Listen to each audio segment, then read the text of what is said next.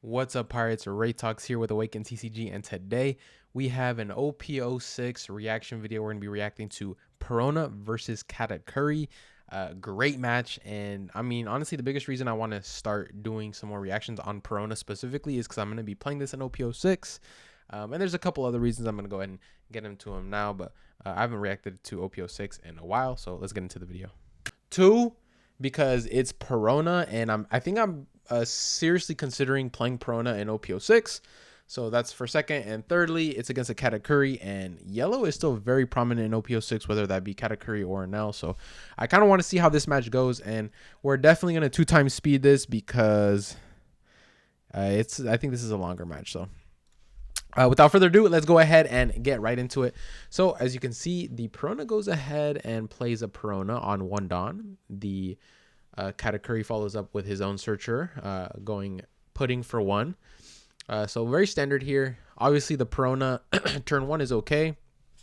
Katakuri would never Thunderbolt that. Can't Gadatsu. Just no way to get rid of it, right? So it's a safe 1 Dawn play for the Perona to be able to use that 1 Dawn, not have to use it this next turn, right? So instantly going into the search, grabbing a 2K out of that. And now he's going to rest and swing at the at the putting, KO it, and then play his own Don Quixote Resonante.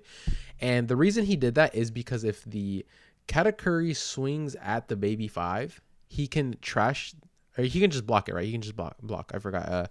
Yeah, you could use the KO effect as well, but the KO block effect on Resonante. But I mean, the Katakuri's never, blocking with this, so, or using a KO effect on it. Anyways, basically the Perona is fine. He can search with it again.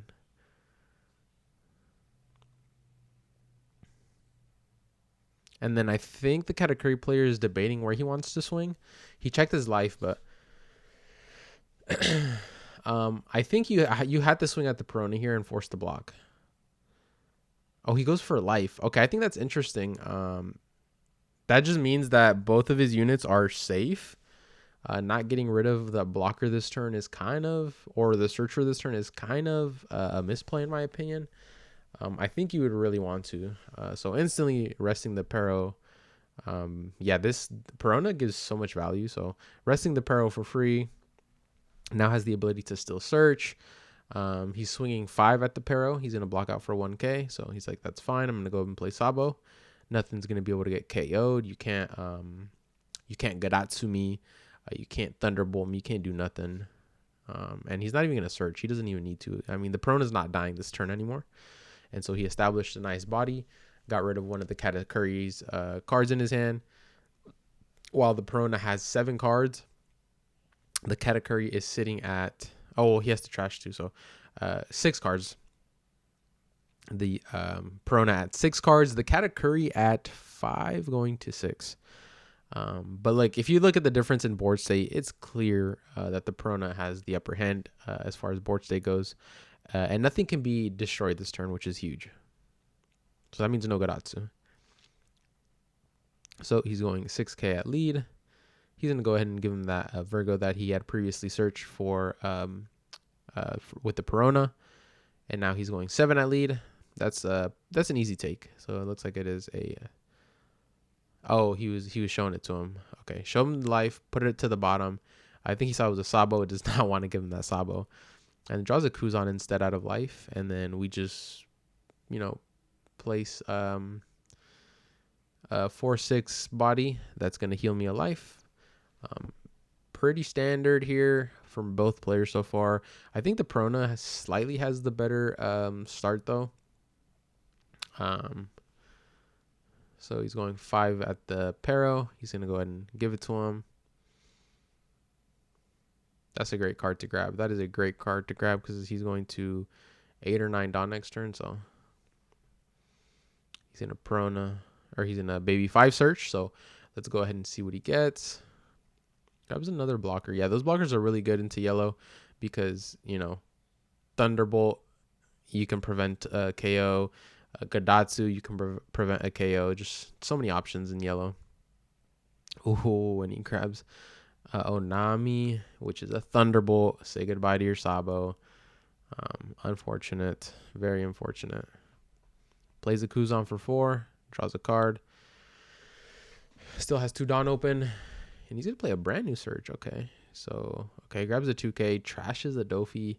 Kind of hurts because he doesn't have one already in hand. And that's a big card in this deck. So, luckily, his Perona is still up and running. Not dead yet. So, he can potentially search again next turn for one. He will be at 9 Dawn, I believe. So that means the Katakuri is at 8 Dawn. So he can go 6K, 7K into a 7 Mom, which is probably the play, honestly. But you have to get rid of the Searcher at some point. Like here, I'm swinging at the Searcher. I'm sorry. You just have to. But now the Kuzan is its own problem, right? You leave that Kuzan up. Now the opportunity for the Perona to be able to, KO something is really high, right? That's a -4. So you play the 7 Mom, it's probably getting KO'd. So there's the 7 Mom. So yeah, that's exactly what I would have done. Is he not going to swing here? Yeah, he has to. Gives him a 2K, so he swung at life. Again, I don't agree with leaving the baby 5 up. That is a free card that he's getting every single turn. This is like his 3rd or 4th search. That one card has gotten him 3 to 4 cards. And there's the 10 Dofi that I was just talking about, what he was going to do. The Perona's in a really good spot here. So swinging 5 at lead and minusing 4 on the, not sure which one he minused on. What's his hand? Is he going to... Can he even KO anything here? I don't think so. I mean, he has enough for a Moria. I think that's what he's going to do.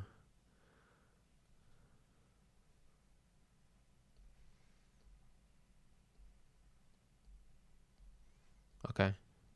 So plays Moria, plays the KO of 4 or less.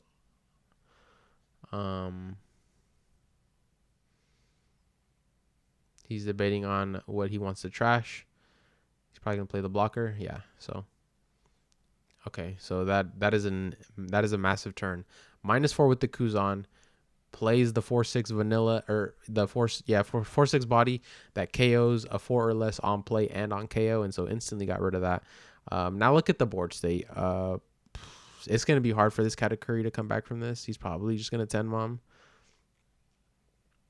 Like, come on, you're not baiting nobody here. So, yeah, just counter out because you're in a 10 Mom and you just want to get rid of the 10 Mom. So, yep.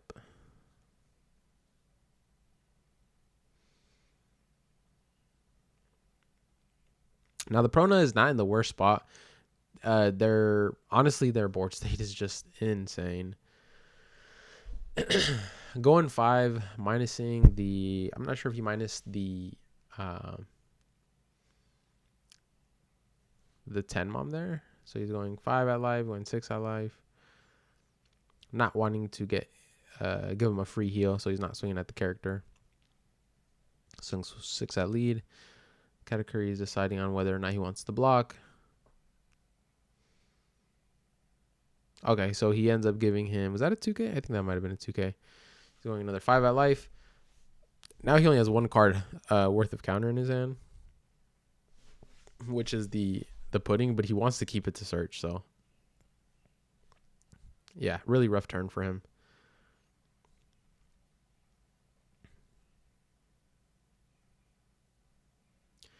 Like, you give up your last counter. Yeah, so he gives him the last counter. So that is very tough. Very, very tough. And yeah, good thing that they're, keeping their triggers in the life area. If they want to pop it or not, they're deciding. You never want to bring the card from life to hand, because then your opponent can be suspicious of you, flipping the cards around before you trigger. The rules are weird on that, but just make sure to keep your life in your life area as you're looking at it. And then he goes 10 Dofi to keep the leader, rested, and the character. So he can swing with the 10 Mom and the 5 drop unit, but the 10 Mom is just getting blocked out by the blocker. And then he's going to 10 Mom again, so he's just going to give him a 5K swing that can easily be blocked out with a 1K counter. The Perona is sitting in a really good spot.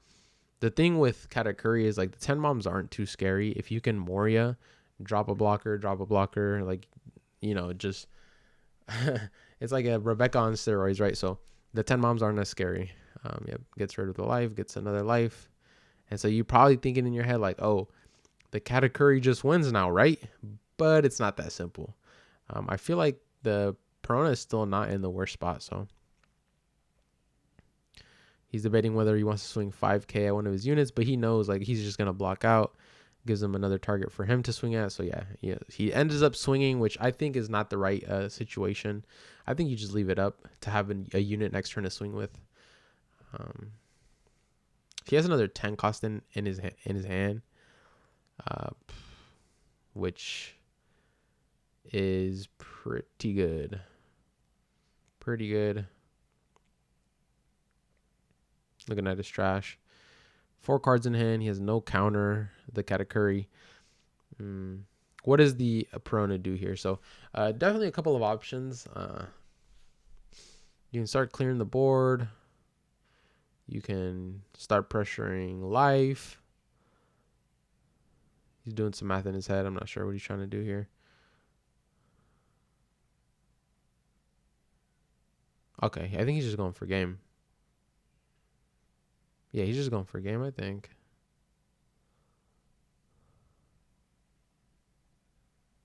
And he got another brick out of hand. So, I mean, if he's just going for game, that's a free win. Yeah. Yep. He has a 2K now. I believe that's a 2K. He's got another 8. He's taking it.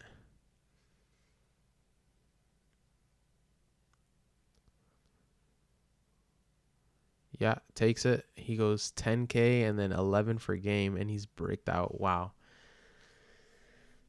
That is an insane match. But that's how Katakuri is. If you're blocking out way too early, you can be stuck with the bricks in your hand.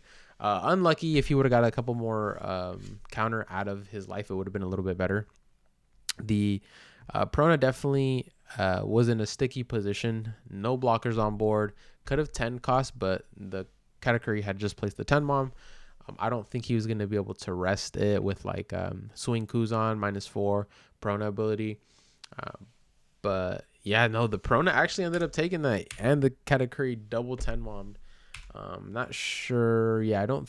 Okay, so he could have probably cleared board, placed the blocker, one blocker, but then you're still kind of out of it.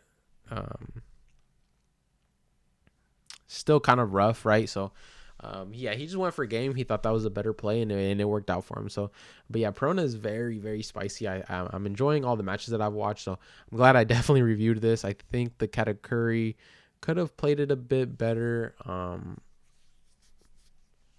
Sometimes 10 mom isn't the option.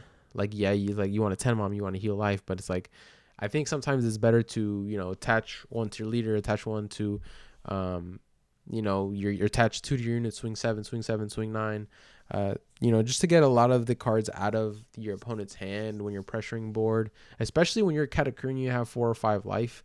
Like, there's no point to 10 mom sometimes. I feel like he needed to clear some of the board.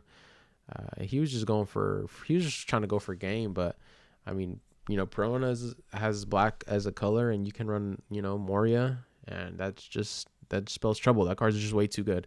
That's why every black deck basically is popping off, is because of Moria. Sakazuki, Gago Moria, Perona, what's it called? Starter deck 13, Luffy, things like that. So if you guys haven't checked out the top list and top, like, the most consistent decks, they all run black. So you can check out One Piece top decks and look at all that stuff. Anyways, guys, sorry, excuse me. That is going to be it for this video. I hope you guys enjoyed this commentary. I'm definitely so excited to start playing this deck. I have not actually played a game with it, but I'm excited. I'm excited for OP06, and I'm looking forward to Nats first, but after that, I think it's going to be real fun. There's going to be a lot of options to play that are actually viable and not just Sakazuki, right? So appreciate you guys for watching. Big videos coming out this week. We got Birdcage Dofi locals. We got a Jeopardy that's going to come out early next week before Nats. This is going to be pretty hype, guys. I hope you guys stick around and you know, stick around, subscribe to our channel, and stay tuned for those videos. That'd be awesome. Like this video, comment down below, subscribe to our channel, do all that good stuff for me. I'll see you guys on the next video. Peace.